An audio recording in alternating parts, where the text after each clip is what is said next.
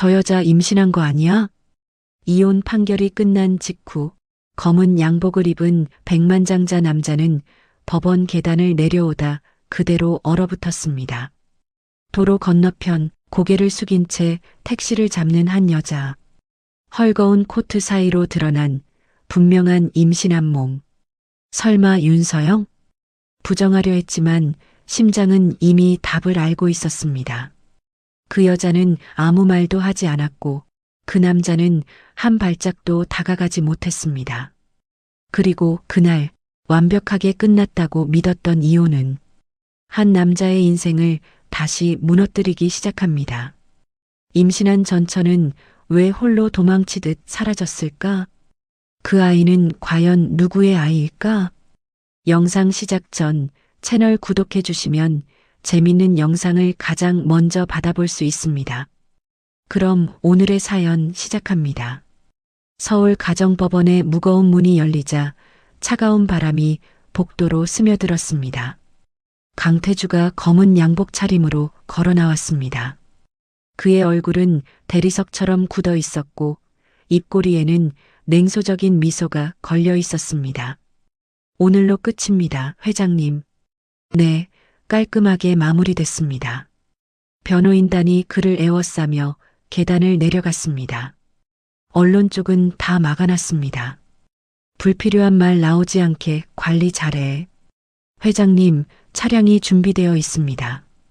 비서실장이 조심스럽게 말을 건넸습니다. 태주는 고개도 돌리지 않은 채 대답했습니다. 위자료 송금 확인했나? 네, 방금 전 완료되었습니다. 문제 없습니다. 금액도 정확하게 들어갔습니다. 태주는 휴대폰을 꺼내 주가 현황을 확인했습니다. 화면에 떠오른 녹색 숫자들이 그의 얼굴을 차갑게 비쳤습니다. 이혼 하나로 흔들릴 회사가 아니지. 주가는 오히려 올랐습니다, 회장님. 좋군. 태주가 만족스럽게 중얼거렸습니다. 법원 건너편 버스 정류장에서 한 여자가 힘겹게 걸음을 옮기고 있었습니다. 윤서영이었습니다. 그녀가 신은 검은 단화는 뒤꿈치가 달아 있었고 어깨에 맨 가방은 무거워 보였습니다. 조금만 더 가면 돼. 숨부터 좀 고르자, 윤서영. 서영은 가방 끈을 고쳐 매며 숨을 고르려 했습니다. 괜찮아. 혼자서도 할 수 있어. 그때 돌풍이 불어왔습니다. 서영의 헐거운 트렌치 코트 자락이 거칠게 펄럭였습니다. 코트가 벌어지는 순간 그녀의 부른 배가 드러났습니다. 아, 안 돼. 사람들 보잖아. 지나가던 행인들이 힐끔거리며 돌아봤습니다. 임신했나 봐. 혼자인가? 서영은 황급히 코트를 여미며 얼굴을 붉혔습니다. 보지 마세요. 제발 그냥 지나가 주세요. 태주는 차 문을 열려다 멈춰섰습니다. 그의 시선이 도로 건너편에 고정되었습니다. 잠깐. 저 사람. 믿을 수 없다는 표정으로 눈을 크게 떴습니다. 손에 들고 있던 서류 가방이 바닥에 떨어졌습니다. 회장님? 무슨 일이십니까? 저건. 태주의 입에서 작은 신음이 새어나왔습니다. 설마 아니야. 윤서영일 리 없어.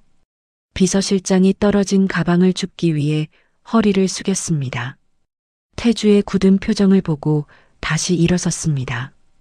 회장님, 얼굴이 많이 안 좋으십니다. 혹시 아시는 분입니까? 서영은 손을 들어 택시를 잡으려 했습니다. 마침 빈 택시 한 대가 멈춰섰습니다. 기사님, 여기요. 잠깐만요, 천천히 탈게요. 그녀는 배를 감싸며 조심스럽게 몸을 구부렸습니다. 아가야, 조금만 참자. 곧 쉬게 해줄게. 태주가 갑자기 소리쳤습니다. 서영아. 윤서영. 거기서. 그는 비서실장의 만류를 뿌리치고 도로로 뛰어들었습니다. 회장님, 위험합니다. 차옵니다, 회장님. 신호등이 붉은색으로 바뀌었습니다. 트럭 한 대가 태주 앞을 가로막으며 경적을 울렸습니다. 빵. 비켜, 비켜달라고. 회장님 멈추세요. 제발요. 비켜. 태주가 절규하며 트럭을 피해 달렸습니다. 서영아, 아이 데리고 어디 가는 거야? 나랑 얘기 좀 하자, 제발.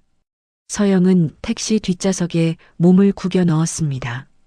천천히 가주세요. 조금만요. 숨이 좀 가빠서요. 기사가 물었습니다. 어디로 가시겠습니까? 성북구 정릉동으로요. 서영이 가쁜 숨을 몰아쉬며 대답했습니다. 정릉동이요? 알겠습니다. 괜찮으십니까? 얼굴이 많이 안 좋아 보이네요. 괜찮아요. 그냥 조금 피곤해서요.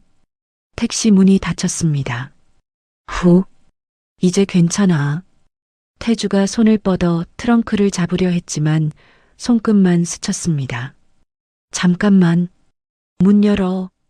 서영아, 내 말 좀 들어. 택시는 속도를 높여 법원 앞을 빠져나갔습니다. 기사님, 조금만 빨리 가주세요. 뒤에 사람 따라오는 것 같아서요. 아, 알겠습니다. 걱정 마세요. 신호 잘 지켜서 가겠습니다. 태주는 매연 속에 홀로 남았습니다. 젠장, 눈앞에서 또 놓치다니. 멀어지는 택시의 번호판을 보려 했지만 뒤따르는 차량들에 가려 보이지 않았습니다. 번호가 보여야 하는데. 태주는 거친 숨을 몰아쉬었습니다. 머리카락이 헝클어졌고 넥타이가 비뚤어져 있었습니다. 하하, 이게 무슨 꼴이야. 경호원들이 뒤늦게 달려와 그를 에워쌌습니다. 회장님, 괜찮으십니까? 다치신 데는 없으십니까? 태주는 떨리는 손으로 휴대폰을 꺼냈습니다. 핏발선 눈으로 비서실장을 노려봤습니다. 당장 서영의 동선을 추적해. 회장님, 우선 숨 좀 고르시고. 지금 그게 중요해? 사람 하나가 눈앞에서 사라졌어. 택시 회사도 알아내라고. 태주의 목소리가 거리에 울려 퍼졌습니다. 블랙박스, 호출 기록 전부 확인해. 돈 얼마가 들든 상관없어. 비서실장이 급히 전화를 걸기 시작했습니다. 네, 지금 바로 확인하겠습니다. 예, 최대한 빨리요. 태주는 택시가 사라진 방향을 멍하니 바라봤습니다. 정릉동. 왜 하필 거기야? 서영아. 도망친다고 다 끝나는 줄 아나? 그의 가슴이 격렬하게 뛰고 있었습니다. 쿵쿵. 이번엔 절대 그냥 못 보내. 일주일이 흘렀습니다. 태성그룹 본사 최고층, 태주의 집무실은 어둠에 잠겨 있었습니다. 사립탐정이 책상 위에 두꺼운 봉투를 내려놓았습니다. 찾으셨습니다. 탐정이 낮은 목소리로 말했습니다. 태주는 봉투를 뜯어 사진들을 꺼냈습니다. 낡은 달동네의 단층집 사진이 보였습니다. 그 밑으로 산부인과 진료 기록 사본이 나왔습니다. 임신 32주라는 글자가 선명했습니다. 태주의 손이 떨렸습니다. 32주라고? 네, 확실합니다. 태주는 달력을 펼쳐 날짜를 역산했습니다. 주먹을 꽉 쥐었습니다. 태주가 갑자기 일어났습니다. 임원회에 취소해. 비서실장이 놀라며 물었습니다. 회장님, 그러시면 오늘 일정이 다 취소라고. 태주는 재킷도 걸치지 않고 차키만 챙겨 사무실을 박차고 나갔습니다. 태주의 빨간 스포츠카가 좁은 골목길을 위태롭게 올라갔습니다.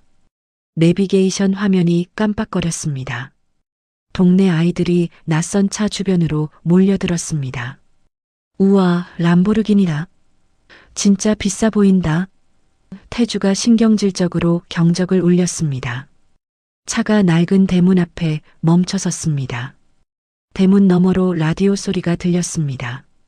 서영이 빨래를 넣는 그림자가 비쳤습니다. 태주는 차에서 내려 대문을 두드리지 않고 발로 찼습니다. 삭은 나무가 부서지는 소리가 났습니다. 마당에 있던 서영이 소스라치게 놀랐습니다.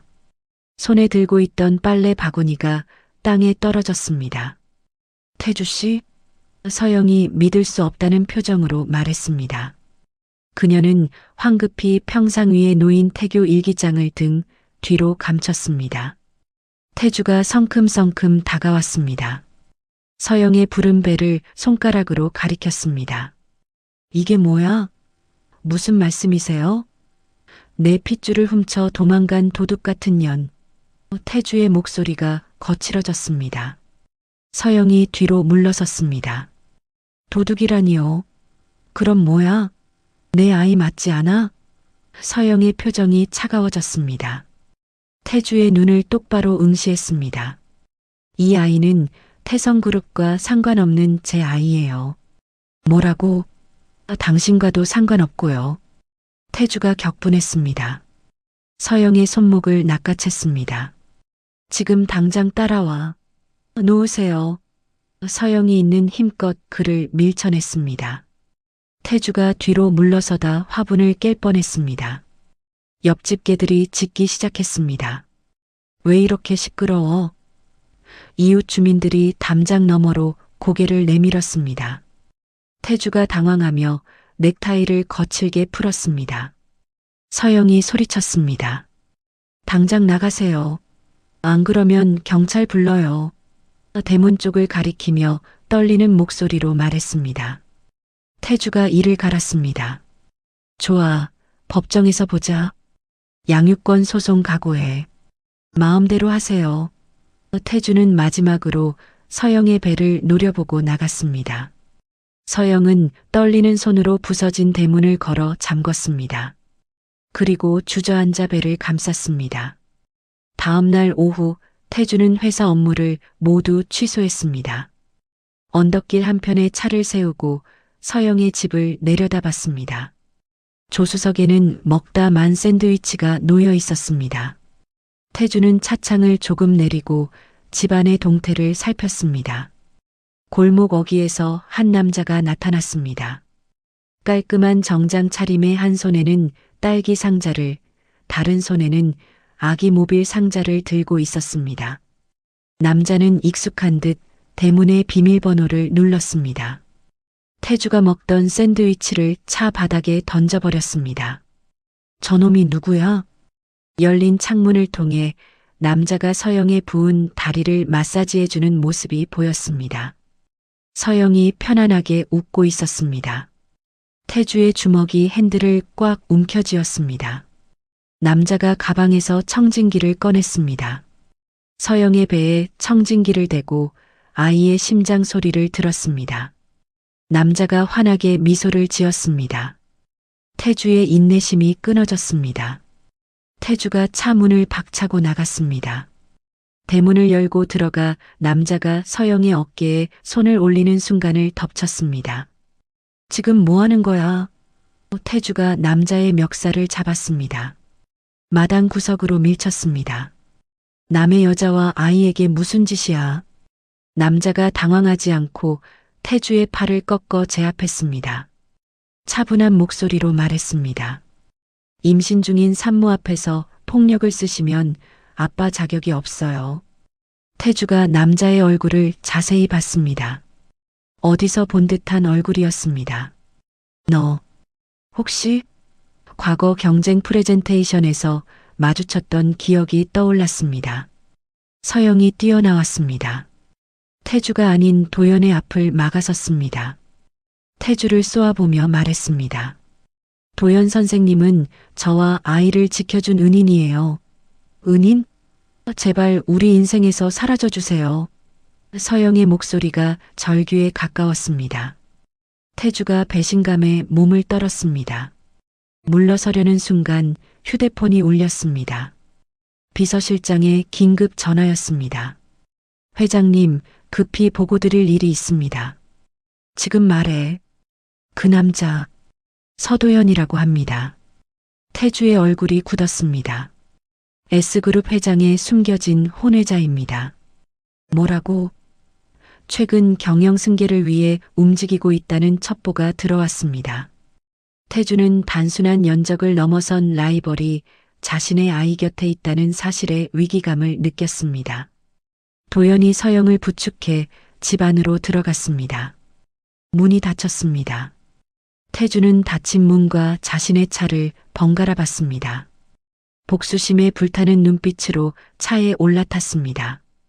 엔진 소리가 골목에 울려 퍼졌습니다. 서영이 창문 너머로 멀어지는 차를 바라봤습니다. 도연이 그녀의 어깨에 손을 올렸습니다. 괜찮아요? 네. 고마워요. 서영의 목소리가 떨렸습니다. 도연이 따뜻하게 미소 지었습니다. 제가 지켜드릴게요. 하지만 서영의 마음 한편에는 태주의 마지막 표정이 계속 떠올랐습니다. 분노를 넘어선 무언가가 그의 눈에 있었습니다. 태주의 차가 언덕길을 빠져나갔습니다. 백미러로 보이는 달동네가 점점 작아졌습니다.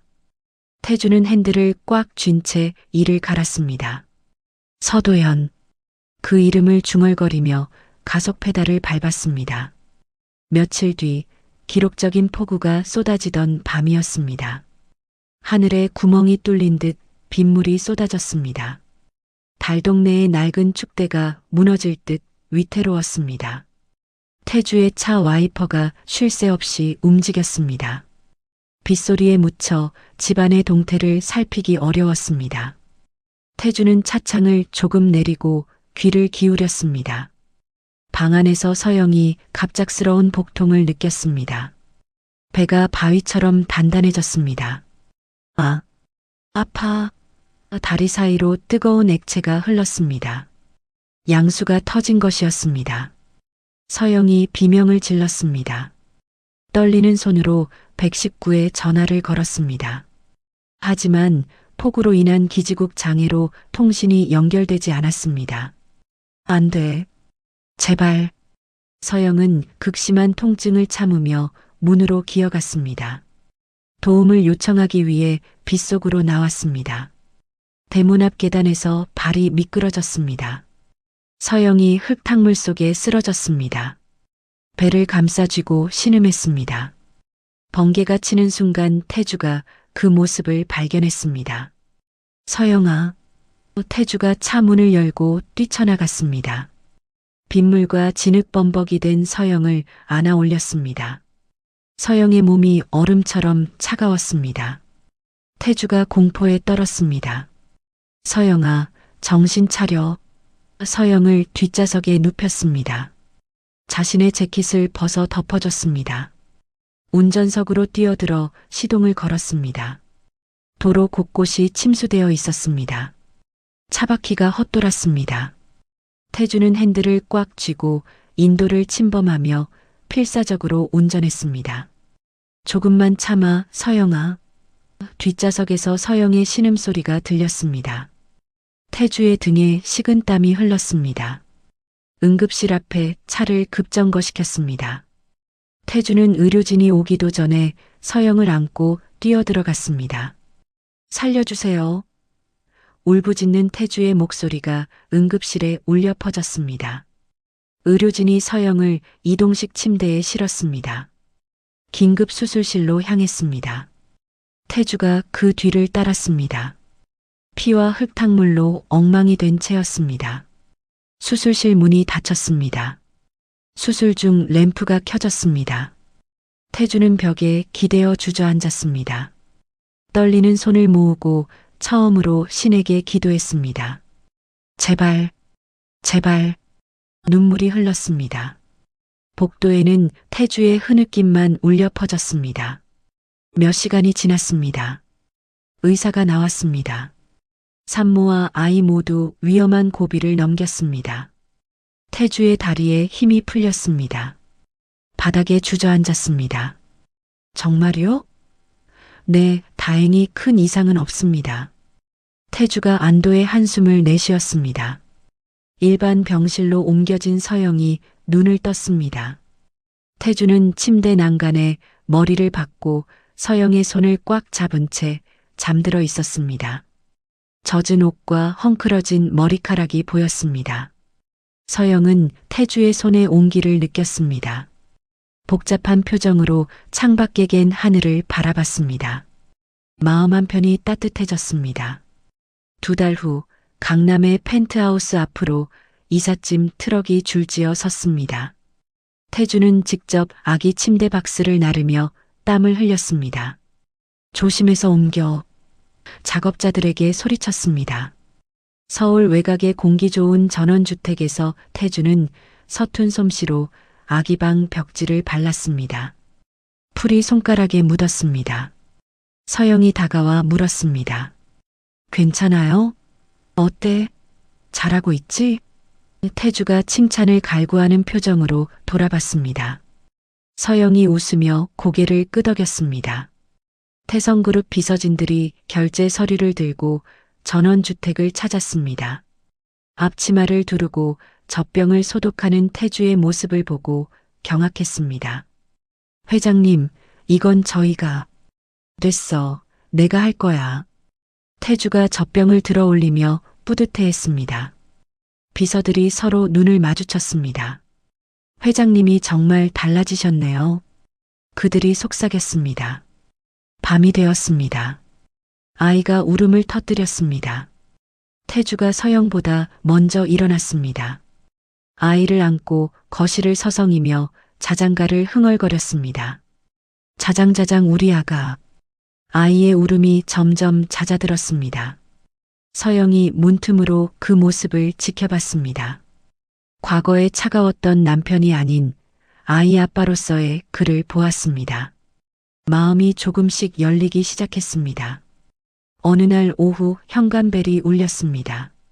CCTV에 도연의 모습이 보였습니다. 그는 아이의 신발 상자와 축하 편지를 현관에 두었습니다. 태주를 보지 않으려는 듯 조용히 돌아갔습니다. 태주가 현관문을 열어 상자를 가져왔습니다. 편지 봉투에는 우주에게라고 적혀 있었습니다. 태주의 표정이 복잡해졌습니다. 화창한 주말이었습니다. 태주는 마당의 벚꽃 나무 아래 테이블을 세팅했습니다. 서영이 가장 좋아하는 풀이지어 꽃다발을 준비했습니다. 서영이 우주를 안고 나왔습니다. 태주가 무릎을 꿇었습니다. 화려한 보석 대신 소박한 디자인의 반지를 꺼냈습니다. 서영이 예전에 갖고 싶어 했던 그 반지였습니다. 태주의 목소리가 떨렸습니다. 서영아, 비즈니스 파트너가 아닌 평생을 함께할 가족이 되어줄래? 서영의 눈가에 눈물이 고였습니다. 태주 씨, 우리 다시 시작하자. 서영이 고개를 끄덕였습니다. 태주가 환호성을 지르며 서영과 아이를 동시에 껴안았습니다. 담장 너머에서 카메라 셔터 소리가 들렸습니다. 저녁 식탁에 태주가 직접 요리한 음식들이 놓였습니다. 세 사람이 둘러앉아 웃음꽃을 피웠습니다. 우주가 태주의 손가락을 꼭 쥐고 잠들었습니다. 태주는 그 작은 손에 입을 맞췄습니다. 이보다 더 행복할 수 있을까? 서영이 태주의 어깨에 머리를 기댔습니다. 평화로운 순간이었습니다. 그때 태주의 휴대폰이 진동했습니다. 발신자 표시 제한이라는 문구가 떴습니다. 태주는 전화를 받지 않고 휴대폰을 뒤집어 놓았습니다. 하지만 화면이 계속 깜빡였습니다.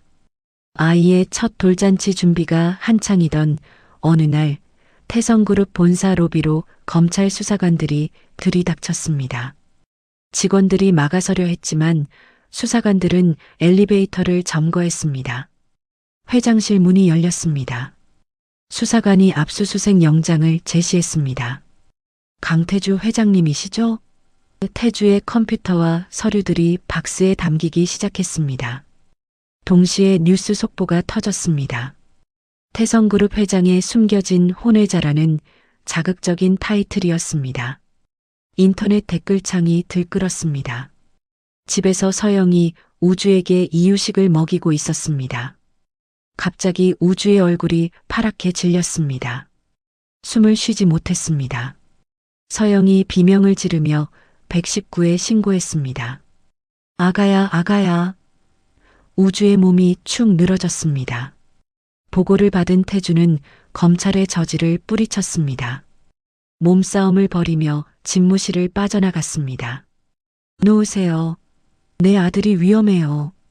병원으로 향하는 차 안에서 태주의 손이 떨렸습니다. 병원 응급실에서 우주는 산소호흡기를 썼습니다. 중환자실로 옮겨졌습니다. 서영이 오열하며 바닥에 주저앉았습니다. 담당 교수가 나왔습니다. 급성 백혈병의 일종인 희귀 질환입니다. 태주가 벌떡 일어났습니다. 그럼 치료는? 일주일 내에 골수 이식을 하지 않으면 위험합니다. 서영의 얼굴이 새하얗게 변했습니다. 유전자 검사 결과가 나왔습니다. 태주가 유일한 공여자였습니다. 하지만 그때 비서실장이 급히 달려왔습니다. 회장님, 숙부님이 이사회를 소집하셨습니다. 언제? 내일 오전입니다. 태주가 주먹을 쥐었습니다. 해임한 가결을 위한 임시 주총이라고 합니다. 숙부 측 인사가 병원으로 찾아왔습니다. 태주야, 주총에 참석해야 한다. 지금 내 아들이 죽어가는데요. 회사도 중요하지 않나? 숙부 측은 태주가 수술을 핑계로 검찰 조사를 회피한다는 여론몰이를 시작했습니다. 인터넷에는 악플이 쏟아졌습니다. 태주는 한 손에는 이사회 소집 통보서를, 다른 손에는 수술 동의서를 들고 있었습니다. 깊은 고뇌에 빠졌습니다. 병원 복도에서 서영이 태주의 옷자락을 잡았습니다. 태주 씨, 제발 우주를 살려주세요. 눈물로 범벅이 된 얼굴로 애원했습니다. 태주가 서영의 눈물을 닦아줬습니다. 당연히 우주를 살릴 거야. 태주는 비서실장에게 전화를 걸었습니다. 내일 주주총회에 불참한다고 전해. 회장님, 그러시면 내 아들이 더 중요해. 단호한 목소리였습니다. 태주는 중환자실 유리창에 손을 댔습니다. 아빠가 꼭 살려줄게. 자신의 모든 것을 걸겠다는 다짐을 했습니다. 병원 밖에는 기자들이 진을 쳤습니다. 태주는 결연한 표정으로 수술 전 검사실로 들어갔습니다. 주주총회 및 수술 당일 아침 8시, 태주는 빳빳한 양복 대신 헐렁한 환자복을 입고 침대에 걸터 앉았습니다. 비서실장이 가져온 경영권 포기 각서가 눈앞에 놓여 있었습니다. 태주가 펜을 들어 서명했습니다. 회장님, 비서실장의 목소리가 떨렸습니다. 서영이 떨리는 손으로 태주의 손을 잡았습니다. 모든 것을 잃게 해서 미안해요. 눈물이 뺨을 타고 흘렸습니다. 태주가 서영의 손등에 입을 맞췄습니다. 저 아이와 당신이 내 진짜 자산이야. 담담한 목소리였습니다. 이동 카트가 도착했습니다. 태주가 카트에 실렸습니다. 수술실로 향하는 복도 천장의 형광등이 스쳐 지나갔습니다. 병원 로비 TV에서는 주총 현장이 생중계되고 있었습니다. 숙부가 의기양양하게 회장 취임 연설을 시작했습니다. 하지만 장내는 웅성거림으로 가득했습니다. 강태주는 어디 있는 거야? 주주들이 소리쳤습니다. 수술실의 차가운 공기가 태주의 피부를 스쳤습니다. 마취과 의사가 카운트다운을 시작했습니다. 19, 8. 태주는 우주의 이름을 속으로 불렀습니다. 765. 눈이 감겼습니다. 긴 시간의 수술이 진행되는 동안 한 간호사가 태주의 수술 사실을 SNS에 올렸습니다. 경영권보다 아들을 택한 재벌이라는 키워드가 실시간 검색어 1위에 올랐습니다. 댓글창이 뜨거워졌습니다. 진짜 아버지네 숙부가 너무 비정하다. 숙부에 대한 비난 여론이 급격히 형성됐습니다. 4시간 후 수술실 문이 열렸습니다. 의료진이 엄지손가락을 치켜 세웠습니다. 복도에서 기다리던 서영과 비서진들이 서로를 껴안고 환호했습니다. 성공했어요. 서영이 주저앉으며 울었습니다. 태주의 골수가 성공적으로 우주에게 이식됐습니다. 우주의 바이탈 사인이 정상으로 돌아왔습니다. 마취에서 깨어난 태주는 극심한 통증을 느꼈습니다. 하지만 옆 침대에 누운 우주의 색색거리는 숨소리를 확인하려 고개를 돌렸습니다. 우주야. 작은 목소리로 불렀습니다. 우주의 얼굴에 색깔이 돌아오고 있었습니다. 태주의 병실로 숙부 측 변호사가 찾아왔습니다. 하지만 성난 시민들이 병원 입구를 막아서며 그를 쫓아냈습니다. 나가, 비정한 놈들. 태성그룹 주가는 숙부의 부도덕성이 부각되며 폭락했습니다.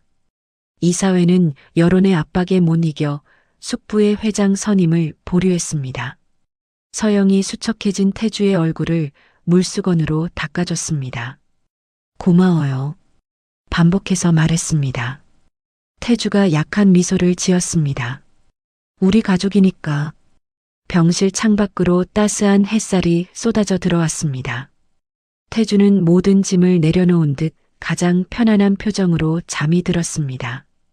서영이 그의 손을 꽉 잡고 있었습니다. 3년 후 서울 외곽의 한적한 주택가에 서영의 뜰이라는 꽃집이 있었습니다. 프리지어 향기가 가득한 가게 문이 딸랑거리며 열렸습니다. 부드러운 니트 차림에 흙 묻은 앞치마를 두른 태주가 손님에게 꽃다발을 건넸습니다. 생일 축하드려요. 환한 미소와 함께 말했습니다. 손님이 감사 인사를 하며 나갔습니다. 가게 안쪽 벽에는 태주의 과거 기사들이 담긴 액자 대신 가족 사진들이 걸려 있었습니다.